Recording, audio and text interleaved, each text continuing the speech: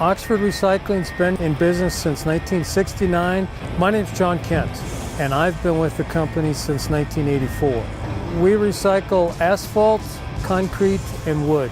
We're capable of about 800 ton an hour of finished product. We deal a lot with contractors, various municipalities here in the Denver metro area, and also the state government. We had two problems. One was we weren't getting sufficient grease. We typically in the past have just greased at the end of the day. If we're having a heavy day, that wasn't sufficient grease. The pins were starting to make noise.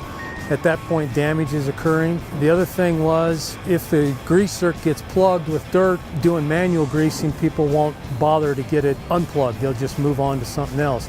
So there was cases where we weren't even getting grease at the end of the day. Prior to the Graco Lube system, we had 2 pin failures. When that happens, the machine is down for a couple of days. That can be easily a $5,000 exercise. The G3 Lube system has allowed us to not shut down a half an hour early because we're getting grease throughout the day.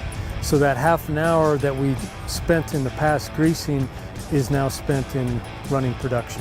It's not uncommon for us to have 1,000 trucks a day crossing our gates. So during that heavy load, it's critical that we have good lubrication.